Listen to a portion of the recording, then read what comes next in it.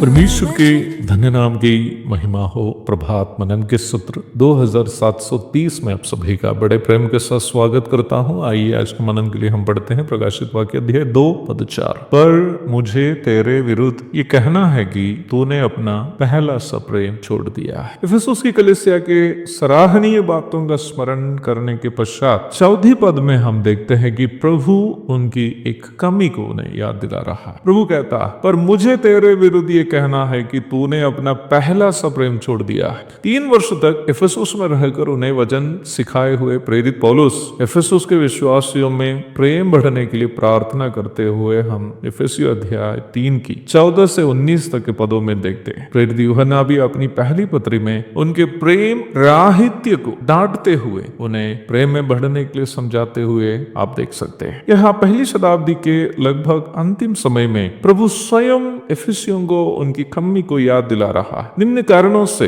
हम इफिसुस की कलीसिया को एक प्रेम रहित कलीसिया अथवा ए लवलेस चर्च करके बुला सकते हैं। यहाँ प्रभु के द्वारा सूचित किया गया पहला सा प्रेम अथवा द फर्स्ट लव क्या है? क्या यह उस समय के प्रेम को सूचित करता है जब वे सबसे पहले विश्वास में आए हुए थे और जो एक दूसरे से किए थे, या उस प्रेम को जो हर इंसान के अंदर स्वाभाविक रूप में होता है? सच्चाई यह है कि यहाँ सूचित करने वाला पहला सा प्रेम ये दोनों नहीं। यह उपयोग किया गया प्रेम शब्द के लिए पवित्र आत्मा के द्वारा यूनानी बाइबल में उपयोग किया गया शब्द अगापे है, जो नया नियम में परमेश्वर के पवित्र स्वार्थहीन त्यागपूर्ण तथा अनंतकालीन प्रेम को सूचित करता है। परमेश्वर का प्रेम अगापे की एक सुंदर परिभाषा आप 1 कुरिन्थियों अध्याय 13 की 1 से 8 तक के पदों में देख सकते हैं। परमेश्वर का प्रेम अगापे विश्वासियों का पहला सा प्रेम कैसे हो सकता है? परमेश्वर का प्रेम अगापे मसीह विश्वासियों के मनों में डालने का काम पवित्र आत्मा करता है। रोमी 5:5। यह पवित्र आत्मा एक व्यक्ति के अंदर तब आता है जब वो व्यक्ति यीशु मसीह को अपना प्रभु के रूप में स्वीकार करते हुए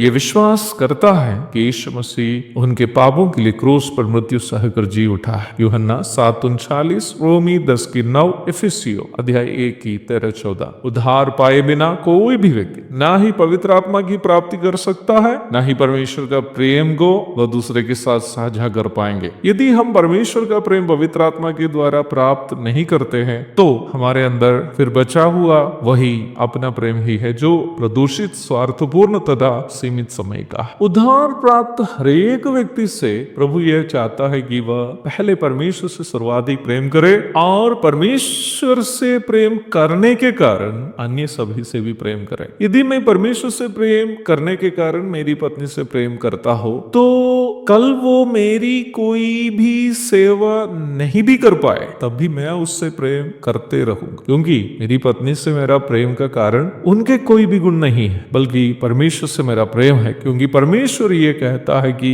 मैं मेरी पत्नी से प्रेम करे। वैसे ही यदि मेरी पत्नी का पहला प्रेम परमेश्वर से हो तो वो उस समय भी मेरी सेवा करेगी जब मैं उनकी सेवा करने में असमर्थ रहूंगा, क्योंकि मुझसे उसका प्रेम का कारण उनके लिए मेरी सेवा नहीं बल्कि परमेश्वर से उसका प्रेम है, क्योंकि पति के अधीन रहने का आदेश परमेश्वर उसको दिया। यह नियम एक उद्धार प्राप्त व्यक्ति के लिए जो परमेश्वर से प्रेम से प्रभावित होकर जीवन बिताता है, किसी भी व्यक्ति से प्रेम करने और किसी भी व्यक्ति की सेवा करने के लिए वचनानुसार का मापदंड है। इफिसुस के विश्वासी जब झूठे शिक्षकों से प्रभावित होने लगे, वे अपने अंदर पवित्र आत्मा के प्रभाव को खो दिए और इसके परिणाम स्वरूप परमेश्वर के प्रेम को एक दूसरे के साथ, चाहे परिवार में हो या कलीसिया में, साझा करने में पराजित होने लगे। परमेश्वर के प्रेम को साझा करने में विश्वासी जब पराजित हो जाते हैं, वे केवल अपना स्वार्थपूर्ण तथा तत्कालीन प्रेम ही एक दूसरे के साथ दिखा पाते हैं। इफिसुस के विश्वासियों की ऐसी कमजोर आत्मिक अवस्था को यहाँ